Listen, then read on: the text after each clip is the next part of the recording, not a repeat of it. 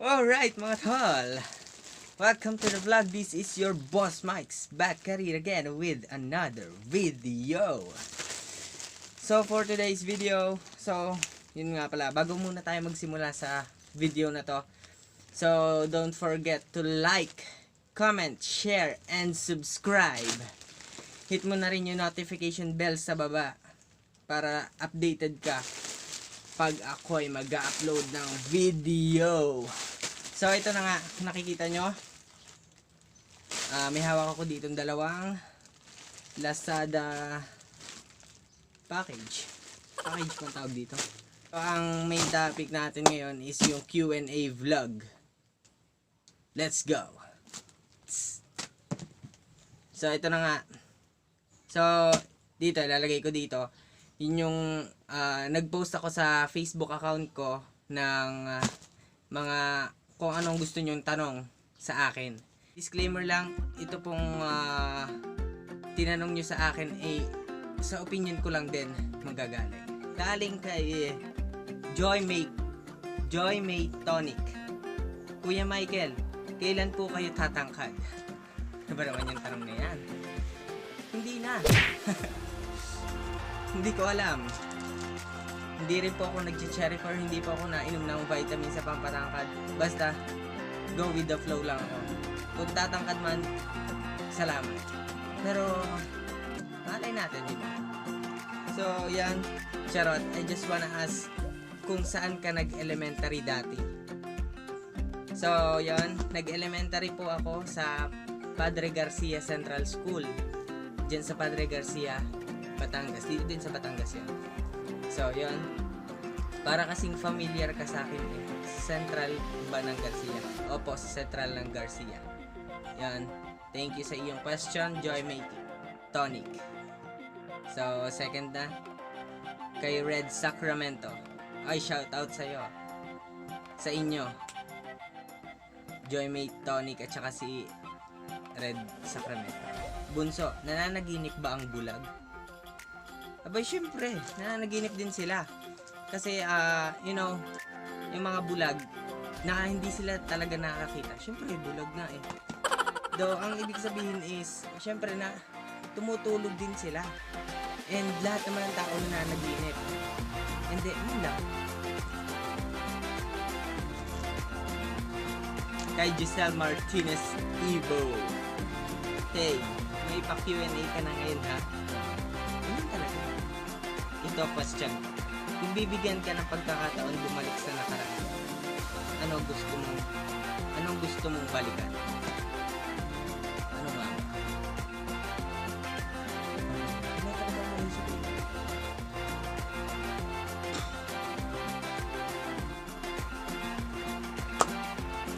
Giselle, wala akong maisip. Wala akong gustong balikan sa nakaraan.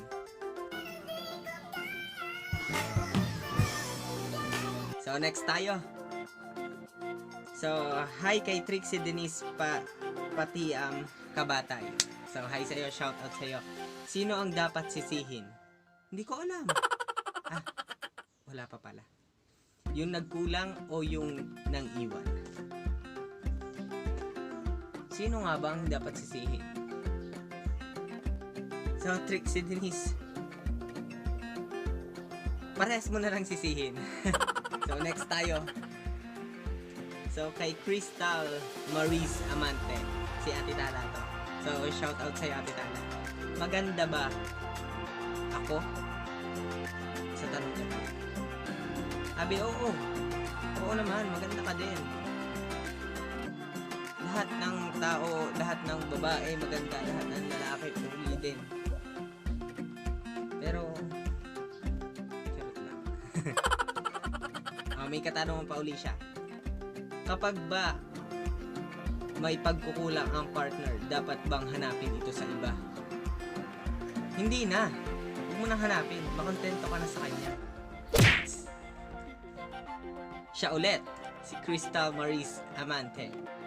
Tama ba na may side chick ang isang lalaki kahit na in relationship na ito? Abay, hindi naman siguro tama yon. Dapat yun nga, sinabi ko nung sa unang question mo, dapat makontento ka na. Kasi kung may padalawa ka pa, may pareserba ka pa, so parang hindi mo nakikita dun sa una na sapat na siya. Alam mo yun? Gets me yan? Yun lang. Let's go. Why does people keep judging even if they don't know the real situation or real happen? Sadya naman ganyan ang ang mga tao. Pero hindi ko nila lahat. Tayo kasi, so parang sa generation natin, yung mga tao ngayon, mabilis na mag-judge. Parang konting kibo mo lang, konting mali mo, galaw mo lang, judge ka na agad. Ganyan tayo kalupit eh. Let's go! Tama bang makisali sa usapan ng mag-ex ang GF or BF?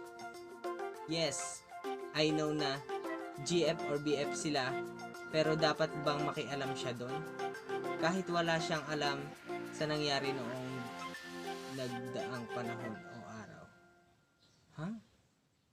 Kinintindihan na. Huwag ka na lang makisali, ganun lang. Speed lang. Huwag na intindihin yun. Magano ka na lang. Chill ka lang. Huwag ka na makisali ha. Yun lang. Tapos na. Next ulit. Kanya na naman to. Kay Ate Tala. Bakit may malalanding nabubuhay sa mundo? Ay nako. Sino ka malalanding iyan ha?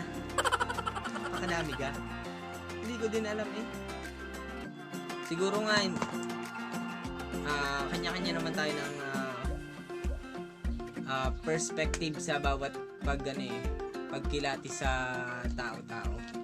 Hindi ko alam, baka sa akin sabihin ko mabait siya pag nakita ko, pero pag sa'yo baka sabihin mo malandi siya, ganyan. Ewan ko din. Malandi. Di ba? Okay, next question. Siya ulit. Bakit kung sino pa yung tapos ng pag-aaral, sila pa yung mukhang walang pinag-aralan? Ha? Bakit? Yung tapos ka na ng pag-aaral, pero wala ka pa ding mukhang walang pinag-aralan? Ano ba yan? Mag-aral ka ulit. Yun lang yun. Kung wala kang mukhang pinag-aralan, go. Aral lang na aral. Next. Kay Majoy. Shout out sa'yo, Majoy. Bakit may mga taong di makontento kung anong meron sila? Ganun talaga. May mga taong may naiinggit. May mga taong gusto ng mag-upgrade sa kung anong nakikita nila. Lahat naman ng siguro, hindi ko alam, hindi lahat. Siguro sabihin na natin na 3 out of 10 sa tao na talagang kontento na, pero yung iba doon talaga hindi pa rin eh. Parang gusto nila yung parang makisabay sa uso. Ganyan tayo, napakabilis na ng generation ngayon. Kaya yun. Si Ate Majoy ulit. Saan pwede magpadala? Sa Palawan Express, LBC, o sa matatamis niyang salita? Wow naman. Siyempre pa lahat yan. Sa Palawan Express, pwede ka magpadala dyan. Sa LBC, pwede rin.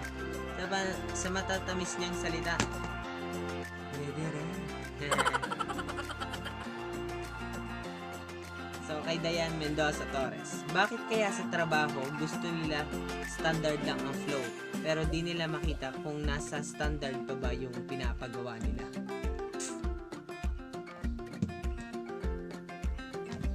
Siyempre, kaya nag-standard tayo para sa quality na product na kailangan nating ilabas.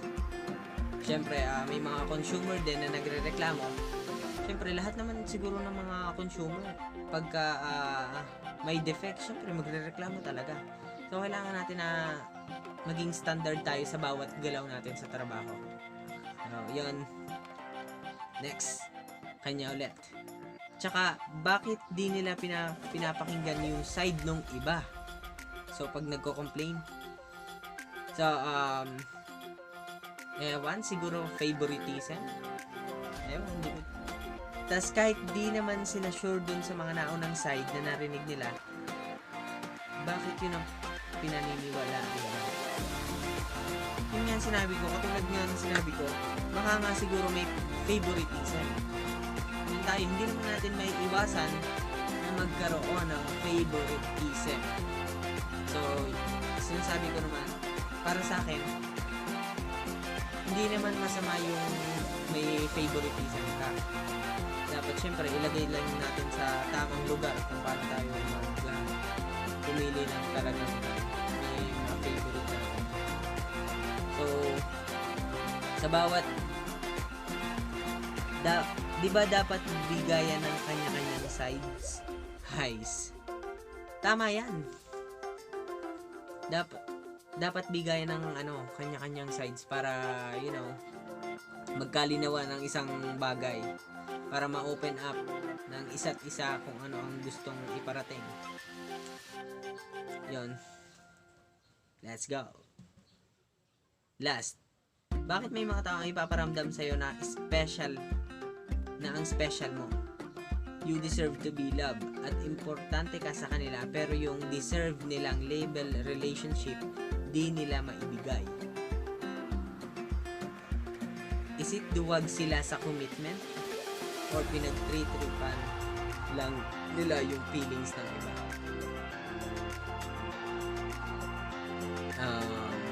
In that case, hindi ko masasabing duwag sila sa commitment. Hindi ko rin masasabing kung nagtitrip ba sila para, paasahin ka, ganyan. Siguro naman ay mas maganda kung itatanong mo ng personal sa kanya kung may gusto ba siya sa'yo or wala. So, yun lang yun. Kay Jericho Lopez, shout out sa'yo, Boss Je. Bakit hindi ka makamove on sa kanya? Yo! You know who she is.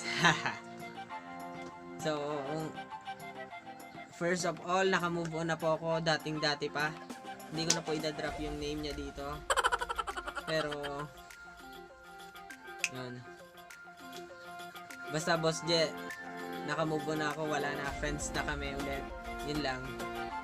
Speed lang. Ganun lang. So, si Dayan Torres ulit. Naranasan mo na bang magkagusto sa hindi lang isa, dalawa?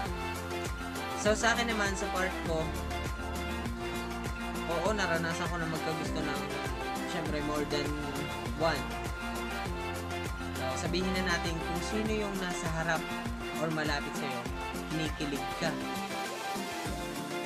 May ganon, may times akong ganon na, gusto ko itong isang taong to, tapos magkalapit kami, parang magkasama kami. Siyempre, kinikilig din naman ako sa kanya. Pero minsan, bukang bibig mo pa din ex mo. Sorry, wala pa akong ex. Tapos, yes or no? No. So, ito na, last question natin. Galing kay Aliyah Joy Magtibay Kapila. Shout out sa iyo, Aliyah. So, ano pong sikreto nyo, Kuya Mikes? At ang galing nyo pong sabihin. Hindi. Wala nang sikreto. Yan, chill lang. Yan lang. Hindi na. Be. Sikreto? May sikreto pa ba nun? Siguro, para sa akin, ang sikreto ko lang is kung ano ang gusto mo. Yan, push through mo lang yon. So, at lagi kang pray tayo para gabayan tayo ni Lord God sa gusto natin gawin. So, yun lang. Nga pala. May unboxing nga pa pala tayo. Lazada unboxing. So, ito na. Buksan na natin.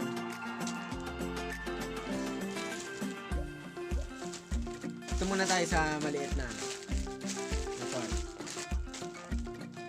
So parehas po itong sapatos. In-order ko siya sa Lazada.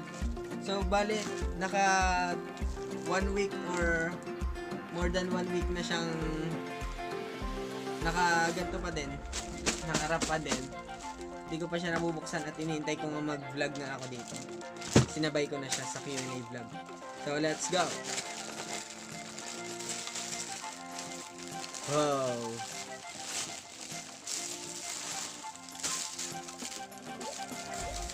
Wow! Astig! Nice one! Ang ganda! So pakita ko na lang dito sa screen kung magkano yung presyo nito. Uy, may free siya oh! What's that? So ito, color gray. Yung astig niya. Mamaya papakita ko yung mga montage nito. Yung sapatos na. So proceed tayo sa patawan.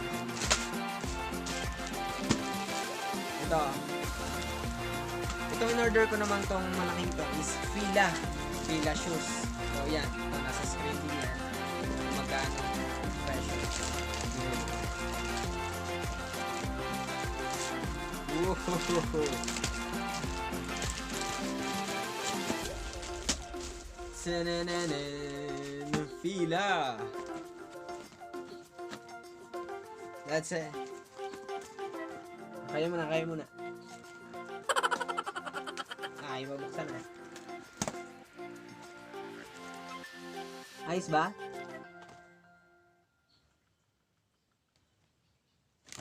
Wow! Fila shoes. Stig. So nabili ko lang siya sa murang halaga and syempre sabihin natin, ewan ko kung original ba to, parang siguro, ay sa din, class A siguro to. Tigas din.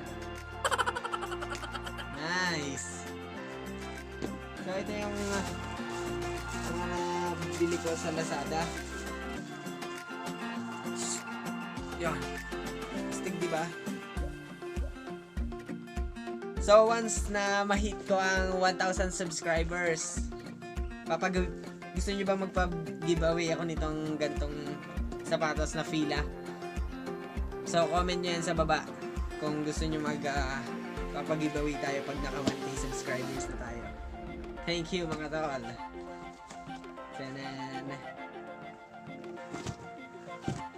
So yan, that is it for this vlog. So, huwag niyo kalimutan mag-like, comment, share, and subscribe. Yung bell sa baba, i-hit mo na yan para lagi kang updated pag ako'y nag-upload ng bagong video. Don't forget to support Filipino vloggers. Let's go! Peace!